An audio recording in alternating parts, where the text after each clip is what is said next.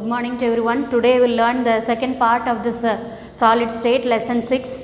Already we have learned the introduction about that solids, their properties, the properties of solids, and already we have learned about the classification of solids.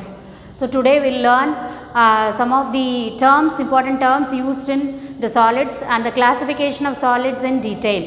For here the word crystalline solids, that is crystalline crystals, it's crystalline solid or crystals. The word crystals, it comes from the Greek word crystallos. So the word crystal comes from the Greek word crystallos, which means clear ice.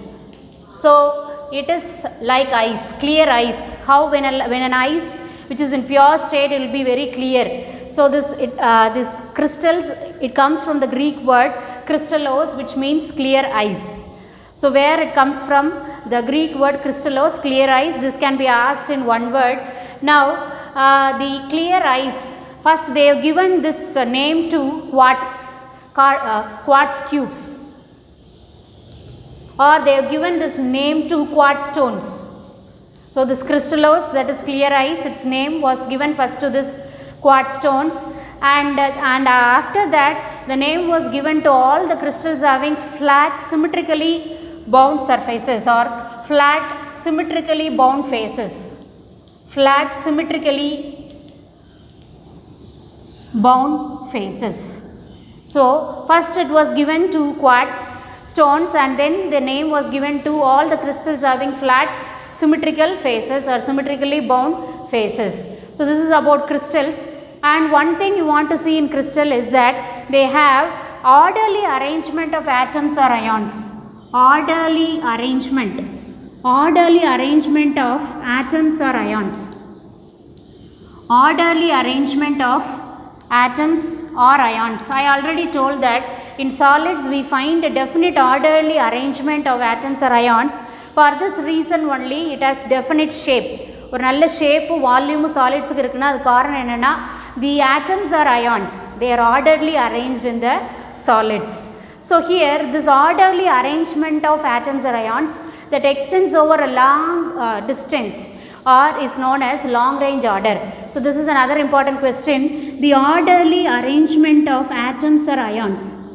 The orderly, I want you to write the orderly arrangement of atoms or ions. It is not in your book. The orderly arrangement of atoms or ions that extends over a larger distance or longer distance. That extends over a longer distance. Over a longer distance is known as long range order. So this is another important question. This can be asked in short answer. That is known as what? Long range order. The orderly arrangement of atoms or ions that extends over a longer distance is known as long range order. This long range order is seen only in crystals, and when the crystals are placed in a fixed position, they will have the potential energy to be minimum. So here the potential energy is minimum. So potential energy is minimum. So this orderly arrangement of atoms or ion that extends over a larger distance is known as what? Long range order, and this long range order is seen in crystals. Now we will see about this amorphous solid. The amorphous solid, it is also a Greek word amorphos, which means Greek word. So this amorphous, it is also a Greek word which is obtained from amorphos, which means no form. Amorphos meaning no form. It won't have orderly arrangement of atoms or ions. That is, it is randomly arranged. Random arrangement of atoms or ions. Random arrangement of atoms or ions. Random arrangement of atoms or ions. So this amorphous solid, it is obtained from Greek word amorphos meaning no form. That is, there is random arrangement of atoms or ions, and I will give the crystal structure. For example, here you can see the crystalline solids. There will be some ordered arrangement. Here you can see in amorphous solid there is no orderly arrangement of atoms or ions. There is what? Random arrangement of atoms or ions. So here So here we'll see the long range orderly arrangement of atoms or ions or molecules. So we'll see the difference between crystalline and amorphous solid. So from these itself you can able to write some points. So the difference between crystalline and amorphous solids.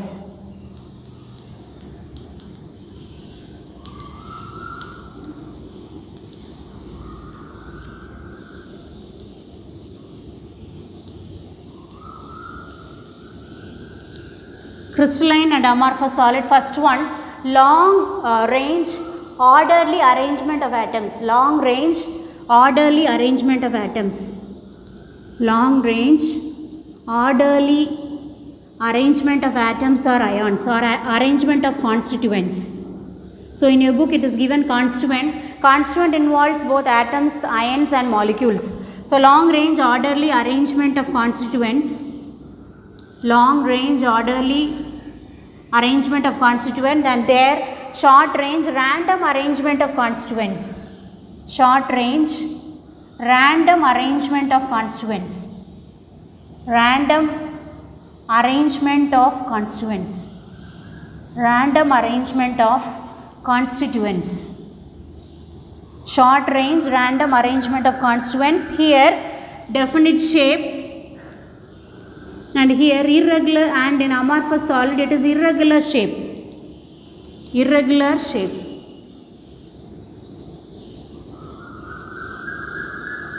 Definite shape and there irregular shape, and this crystalline solids are true solids. Crystalline solids are true solids, that is they have the property of the solids, and amorphous solids are pseudo solids. Pseudo meaning false. Pseudo meaning false solids. So crystalline solids are true solids, amorphous solids are false solids. So pseudo solids, or it is known as supercooled liquids. Supercooled liquids, or it is called as supercooled liquids. Amorphous solids are pseudo solids, or it is called as supercooled liquids. And here definite heat of fusion. So here there will be definite heat of fusion. Definite heat of fusion, and in amorphous solid there is indefinite heat of fusion, or heat of fusion is not definite. Heat of fusion is not definite. Heat of fusion is not definite. And here in crystalline solid they have sharp melting point. Sharp melting point. And in amorphous solid they gradually soften over a particular temperature and can be molded. They gradually soften over a temperature and can be molded. Gradually soften over a particular temperature and can be molded. And can be molded. So here, and can you give some example for this crystalline and what? Amorphous solids. Can you give some example? For example here, crystalline and amorphous solid example, sodium chloride, then KCl, and for amorphous solid I already told that rubber plastics. Rubber plastics. Rubber plastics. Then another important property is that these crystalline solids are anisotropic in nature. Crystalline solids are anisotropic in nature, and these amorphous solids are isotropic like liquids. Isotropic like liquids. Again I will tell, we have learned the difference between crystalline and amorphous solid. First one, they have long range orderly arrangement of constituents, and here short range random arrangement of constituents, and they have definite shape. Amorphous solids have irregular shape, and these crystalline solids are true solid, whereas amorphous solids are pseudo solid. Pseudo meaning false. They are not solids. They are not considered as solids, so they are known as pseudo solids, and or it is known as supercooled liquids. And this crystalline solids have definite heat of fusion, and in amorphous solid the heat of fusion is indefinite. And this crystalline solids have sharp melting point, whereas amorphous solid they gradually soften over a particular temperature and can be molded. And the example for crystalline solid already told that sodium chloride KCl, and for amorphous solid rubber, plastic, glass, etc. So they are all example for what? Amorphous solid. Then these crystalline solids are anisotropic in nature, whereas amorphous solids are isotropic like liquids. So it is not considered as a solid. So these are the difference between what? Crystalline and amorphous solid. Now I will tell what is anisotropy and isotropy. Isotropy means uniformity in all direction. What is the meaning for iso? Iso meaning same. So isotropy means uniformity in all direction. So isotropic means uniformity in all direction. Isotropy means uniformity in all direction. So I already told crystals are anisotropic. Crystals are anisotropic, and these amorphous solids are isotropic, or they are isotropic like liquids.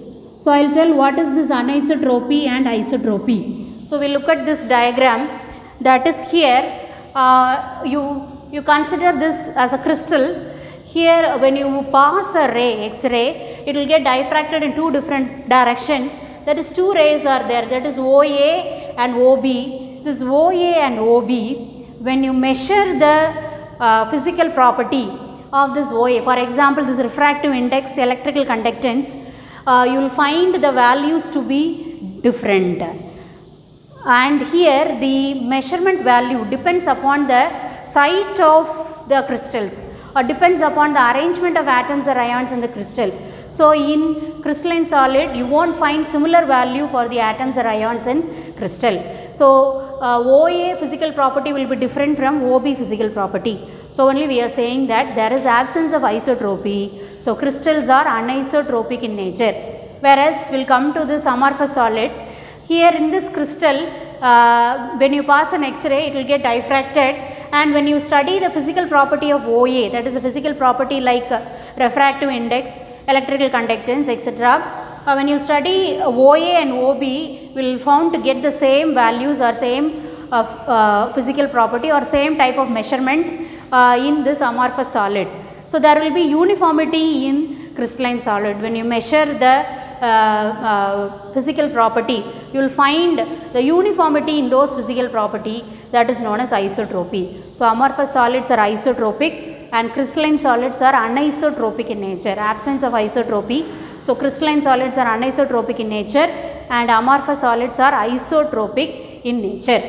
So I hope you have understood the difference between the crystalline and amorphous solids.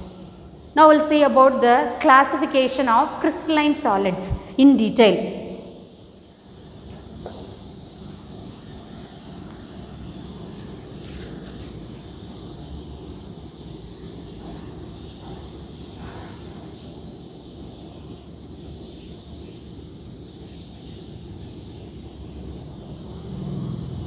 So first one, classification of crystalline solids.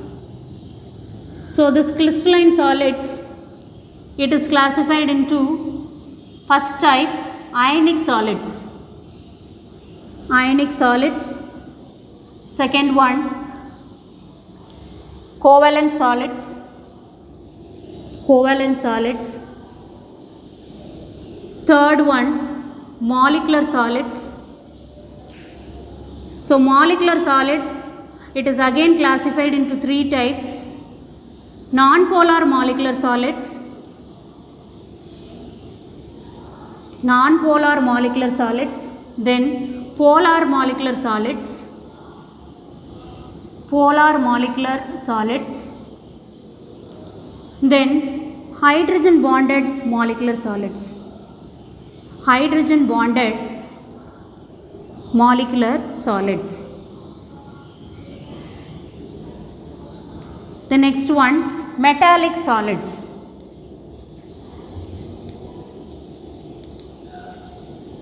The next one, metallic solids. Now ionic solid example, again I am going to tell ionic solid example what? NaCl and KCl. Sodium chloride is nothing but our edible salt. So here in NaCl you can find the two constituents, that is cation and anion. sodium plus Na plus and Cl minus ion in these ionic solids. Here this Na plus and Cl minus, they are bound together by strong electrostatic force of attraction. Strong electrostatic forces. They are bound together by strong electrostatic forces. So to maximize these forces, the cations are surrounded by as many anions as possible and vice versa, or the anions are surrounded by as many cations as possible. So this is about what our ionic solids, and we can able to find the regular and orderly arrangement of atoms or ions or molecules in ionic solids. And this ionic solid, that is NaCl, we can able to see the Na plus and Cl minus ion that is arranged orderly in the crystal. And in ionic solids it is mostly cubic close packed. Cubic close packed. So cubic close packed, example what? NaCl. So we can find most of the crystals to be cubic close packed. They are all cubes. You can see the picture of that NaCl. It is a cubic arrangement. That is, we will find a regular cube, which Na plus ion is surrounded by Cl minus ion, and Cl minus ion is surrounded by Na plus ion. So this is our structure of this NaCl, or example of the sodium chloride. And again, what about the melting point? The ionic solids have high melting point. The ionic solids have high melting point, and they won't conduct electricity because they are fixed at fixed position in the lattice. Lattice la on the fixed position la irukanga the ions, adala in the solid state la ionic solids will not conduct electricity. Whereas when the ionic solids is in molten state layum, when it is dissolved in water layum கரைக்கும்போது ionic solids வந்து என்ன பண்ணும், electricity conduct பண்ணும். That is, it will conduct electricity as well as water. It will have a good thermal and electrical conductivity. So that is about the ionic solids, and they are fixed at their lattice position, and they can only oscillate about their mean position. So these are some of the characteristics of ionic solids. So this is about ionic solid. Then covalent solid. The covalent solid will have three-dimensional network. Three-dimensional network which are bound together by covalent bonds. So this point is very, very important. Three-dimensional network bound together by covalent bonds, and this covalent bond is nothing but a bond formed by sharing, formed by mutual sharing up of electrons. ஒருத்தங்க ஒரு electron அவங்க கொடுப்பாங்க, ஒருத்தங்க இவங்க கொடுத்தாங்கன்னா ரெண்டும் சேர்ந்து கிடைக்கிறது என்னன்னா this covalent bond, and we can find this covalent bond in this covalent crystals.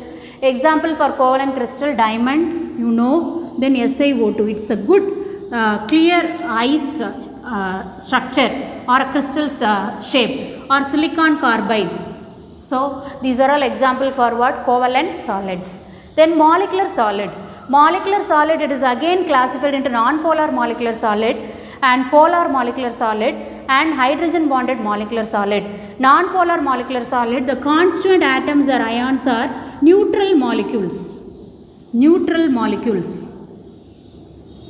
Neutral molecules.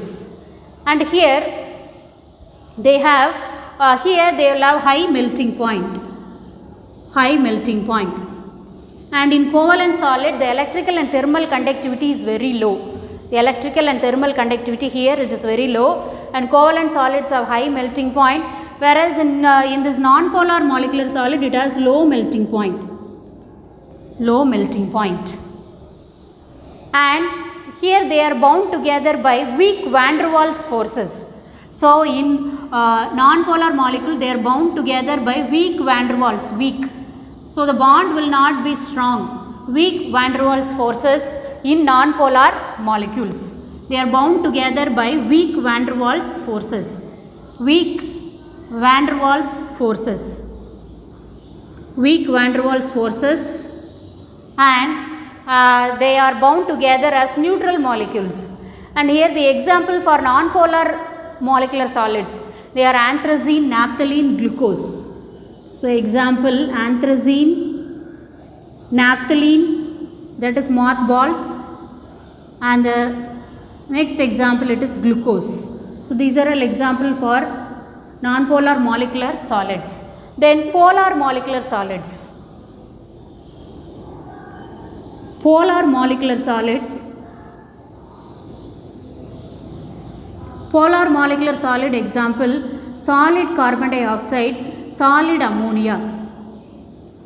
Solid carbon dioxide, solid ammonia. Here they are bound together by a strong dipole-dipole interaction. That is, they will have positive as well as negative charges. That is, they are polar molecule. So we can find the ions are held together by strong dipole-dipole interaction. Strong dipole-dipole interaction. Strong dipole-dipole interaction. So here in polar molecular solid we can find the strong dipole-dipole interaction. Okay, example for this polar molecular solid, solid carbon dioxide, solid ammonia, and here they have high melting point and high electrical and thermal conductivity. High melting point.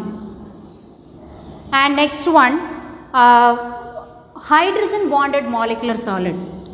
Hydrogen bonded molecular solid. Hydrogen bonded molecular solids. So for hydrogen bonded molecular solid, example, solid ice, that is water, solid ice, water. Then another example for this one, solid ice and then solid water. Then I'll show another one example, that is glucose and urea. Glucose and urea. So these are all example for what? The hydrogen bonded molecular solid. So here I have written glucose. So here the hydrogen bonded molecular solid example, solid ice, water, glucose and urea. So this is the third classification. Then metallic solid example, metals.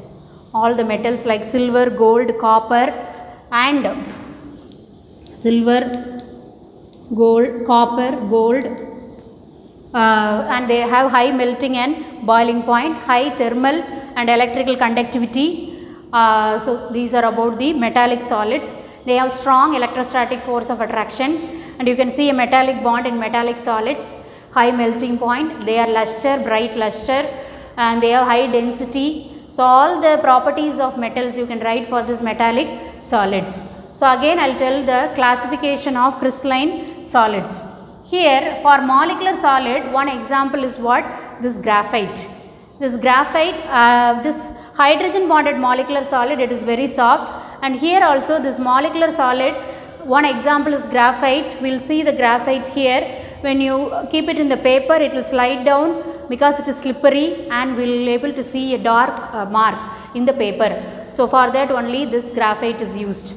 So this graphite is an example for what? This molecular solid. So the graphite is used in what? Pencil. So I am going to again give a summary about the crystalline solid. That is, first one is ionic solid. So what are the terms you must remember when you are writing this question? So ionic solids, example NaCl, KCl. What are the constituents in ionic solid? Na plus and Cl minus ion, that is cation and anion. How they are bound? They are bound by strong electrostatic force of attraction, and they have high melting point, and we can find cubic close packed arrangement. For example, in NaCl, Na plus and Cl minus are arranged in cube. And then covalent solids. The covalent solids are arranged in a 3-dimensional network by covalent bonds. Covalent solids, example diamond, SiO2, silicon carbide, and they have high melting point. And now next one, molecular solid. The molecular solid is classified into 3 types: non-polar molecular solid, polar molecular solid, then hydrogen bonded molecular solid. For non-polar molecular solid, they are all the constituents are neutral molecules. They have low melting point and they are bound together by weak van der Waals forces. Then the example for non-polar molecular solid, anthracene, naphthalene. Then polar molecular solids, they are polar molecules, and you can find a strong dipole-dipole interaction. 2 poles will be there. So you will find a strong dipole-dipole interaction here. So these terms are very, very important. Then polar molecular solid, example solid carbon dioxide, solid ammonia, they have high melting point, high thermal and electrical conductivity. Then hydrogen bonded molecular solid, they are bound together by hydrogen bond, and here they are soft. And the example for hydrogen bonded molecular solid, solid ice, that is water, glucose and urea. Now metallic solid, you can find metallic bond, that is a bond formed by sharing a pair of electron. Metallic bond or coordinate bond is present in metallic solids, and they have high density, high melting and boiling point, and high thermal and electrical conductivity. They are used in many appliances and in many fields, and here they are bound by strong electrostatic force of attraction, and it finds many application in our day to day life. So that is about this metallic solids. And high thermal and electrical conductivity, density, sonorous, all the properties of solids you can metals you can use it for this metallic solids. So this is the classification of what crystalline solids. So this question is very very important. The terms I have written in the board, that I must find in that question. So that is very very important. So this is the classification of crystalline solid. And today as an assignment, I want you to write 2 questions. That is, first one, difference between crystalline and amorphous solid. Difference between crystalline and amorphous solid. Crystalline and amorphous solid. Crystalline and amorphous solid. Second one, classification of crystalline solids. Classification of crystalline solids. Classification of crystalline solids. So for today's class assignment, I want you to write 2 questions. Difference between crystalline and amorphous solid. First one, it is a 5-mark question, and classification of crystalline solid, it is also a detailed question. So write, learn and send it to me. So I want you to learn the everyday lessons thoroughly, properly, and with interest, and you submit the assignment on time, as well as don't avoid everyday's homework, and I want you to learn all the concepts in this lesson very thoroughly. It's very easy to learn and write. Thank you for listening to me. Thank you.